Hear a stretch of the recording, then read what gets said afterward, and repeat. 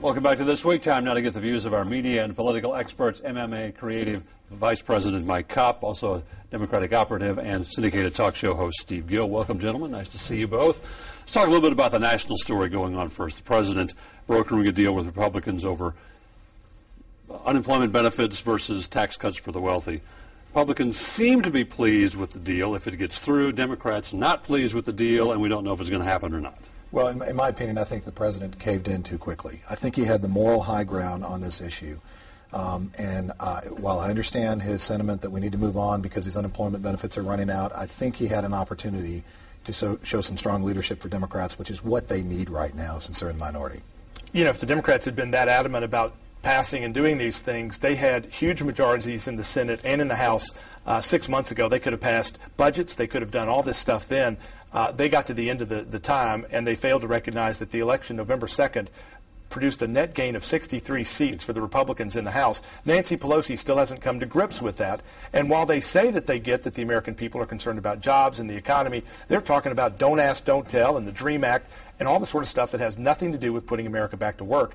They have the clock ticking, and the Republicans are going to start fixing the economy if they don't start making some moves between now and the end of the year. It does seem to be the question. The Democrats did have the majority in both houses. It seems, though, that the leadership kind of failed the president. He's talked about wanting to have this done, and they didn't act. No, and I agree with Steve on this one. I mean, I think there was an opportunity to act on these things. Now, I will say that it's going to be interesting to see what exactly the Republicans have in mind to fix the economy.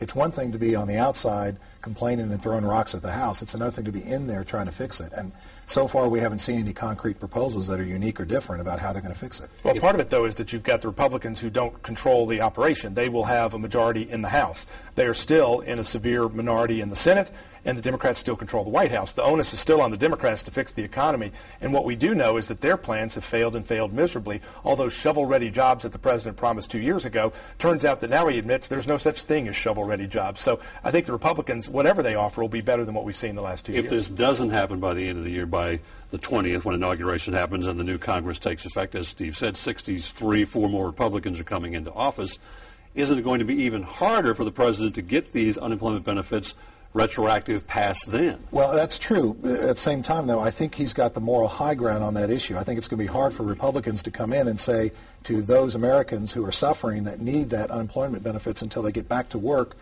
to tell them, you know, you're screwed. Forget it. Sorry. I think the moral high ground is on the side of the president right now. Although at the same time, I think a lot of Americans are saying, wait a minute, we're extending unemployment benefits for another year. That means we will have been paying people for 3 years to not work rather than getting people back to work. Nancy Pelosi just this last week tried to explain that paying people to not work is somehow the Democrats' job plan. I think the American people understand, even if just instinctively, that the best way to create jobs is not to pay people to not work, but to create an environment where they can get a job. The problem, though, Bob, is that the Republicans don't have a plan. There's nothing on the table. So to simply say we're going to wait another year or two while the Republicans put their plan together about getting people back to work doesn't put people back to work. With the Democrats not acting on this issue the way the president wanted to, did the president really have a choice with the Republicans controlling the issue other than kind of acquiescing to part of what they wanted? I think, while I understand that it's the right thing to do in terms of getting a compromise and getting this thing moving, at the same time, I think right now what the Democratic Party needs politically is something to hang their hat on, and right now they have nothing. Here locally, we talked about earlier the going on at Belmont University, the discrimination accusations, female soccer coach dismissed, allegedly because of her coming out of the closet, maintaining that she is a gay woman about to have a baby with her life partner. Although we really don't know because no one has said specifically what has happened over there. Everyone's kind of hinting, but nothing specific. And this is a huge story if that's exactly what did happen. What had to happen is what happened, which is the president of the university stand up and saying, this is our policy. It's cut and dry. We cannot discriminate against people based on their sexual orientation or gender. Unfortunately, Belmont had to wait to make that statement, wait on the president to do that. They should have done that sooner, but the policy has been clearly articulated, so whatever has happened before needs to be cleared away and start over again. And if that's the policy, then either they didn't follow their policy or Bob Fisher isn't telling the truth. So either Bob Fisher isn't being honest or the coach isn't being honest if she's kind of implying that somehow she got fired because of her sexual orientation. So somebody's not telling the truth here.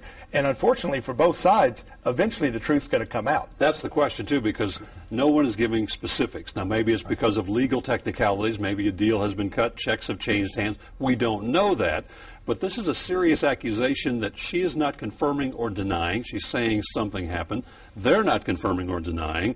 And one of the board members emeritus, Mike Kopp, a big donor, is saying whatever's happened, it needs to stop and be changed. Right, and what's going to happen is if she reapplies, they're going to have to accept it or state why they let her go, which gets back to that whole issue of what exactly is the policy. And did she get paid and accept a settlement for her leaving, which means that she's probably violating non-disclosure or at least non-disparagement clauses that would have been a part of that. I think the other issue here, though, may have nothing to do with sexual orientation. Belmont's policies also have a policy against babies out of wedlock with their staff. And if there's been the case that that's the real issue here, not her sexual orientation, but the fact that she is not married and her partner is having a baby, then that would seem to be a violation of that policy. But if they've not fired guys whose girlfriends have gotten pregnant, then they have a problem of not applying their rules fairly and honestly. But if they've got guys that they've fired for that situation, they ought to be bringing that up. This story is not over with yet. We've got more to come on this one. Governor-elect Bill Haslam has begun the process. We've been kind of waiting for him to begin naming his commissioners. He has started that. I guess a little bit of a surprise is his deputy governor, Claude Ramsey of Chattanooga, who is a county executive, longtime political figure down there. A lot of folks kind of thought more conservative Jason Mumpower might get this position, but it didn't happen this way. Well, I think Claude's pretty conservative, and I think that what this really underlines is that when Bill Haslam says he's going to be focused on jobs, job creation, economic development, he means it. His deputy governor is going to be a focal point of that, and whoever he picks as ECD, Economic and Community Development, is also going to be focused on that. I wonder if Claude being the deputy governor will make it harder to get an A-lister for ECD if you feel like the person heading ECD is really kind of the second tier in terms of job recruitment rather than first tier, but we'll wait to see who they pick. I think Claude Ramsey was the right pick. What you need in that position is not so much a political person, but you need somebody who can actually get things done and make state government run the way it's supposed to. And Claude Ramsey has demonstrated year after year he knows how to make the trains run on time. Quickly, we're surprised Bill Gibbons became part of the administration, a former GOP foe. Although I think as head of safety and homeland security, again, when you look at a guy that where the rubber meets the road, has been there, done that, it gives you good regional diversity around the state. I think he's a great pick. Quickly. Good call. Mike Kopp, Steve Gill, appreciate your insight. Stay with us as we continue in a moment.